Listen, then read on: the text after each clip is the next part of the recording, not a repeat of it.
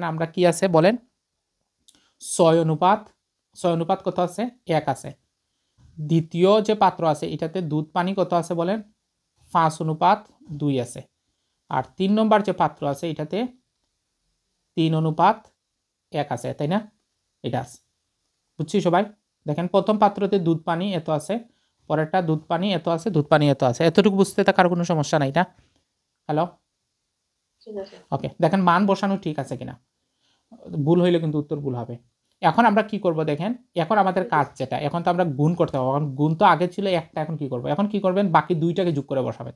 5 আর 2 যোগ করলে কত হয় 7, এখানে 7 গুণন করবেন। 3 আর 1 যোগ করলে কত হয় 4, 4 গুণন করবেন। রেখে দেন, আপাতত রেখে দিই। দ্বিতীয় নম্বর আসেন, এখন এটাকে কি গুণ করব? এটাকে গুণ করব ওইটা আর ওইটা যোগ করে গুণ করব। তাহলে 6 আর 1 কত হয় 7, এখানে লিখবো 7।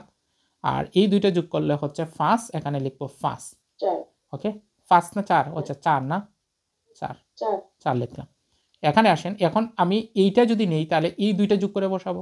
6 আর 1 যোগ করলে কত হয় 7, তারপরে দুইটাতে 7 হয়নি, আচ্ছা 7 7 দিলাম। যদি 7 7 দিই, এখন দেখেন আমরা লঘিষ্ঠ তো করতে পারবো, তাই না? এজন্য আমি গুণ করে আমি 4 7 28 বসাই নেই। এই 7 বাদ দেওয়া যায়, এটা আমি কেটে দিই লাল কালি দিয়ে। এইটা বাদ দেওয়া যায়, তাই না? হ্যাঁ, এই যে বাদ দিলাম, বাদ, এটা বাদ দিলাম, এটা বাদ দিলাম। লঘিষ্ঠ করা বুঝছেন? লঘিষ্ঠ মানে একই জাতীয় জিনিসগুলো বাদ দিয়ে দিলাম। তাহলে এখানে থাকলো কত 4, এখানে থাকলো কত 4, এখানে থাকলো 7। এখন আসেন আমরা গুণ করে নিই। গুণ করি, এখানে আমি বসাচ্ছি, হ্যাঁ গুণ করে এখানে বসাচ্ছি। 4 × কত হবে 24, অনুপাত 4 1 কত হবে 4। এটাতে যদি গুণ করি 4 5 20, অনুপাত 4 দেব না 8, তাহলে 3 7 কত হবে 21, তারপরে এখানে কত ছিল 1 ছিল না, তাহলে 7 1 7 যোগ করে নিই, মনে আছে?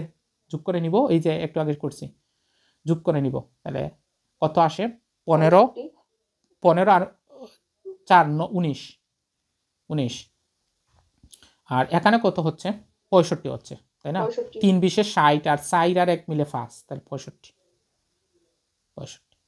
তাহলে কত হয় 65:19। দেখেন কোনোটাতে আছে কিনা। এখন দেখেন খুব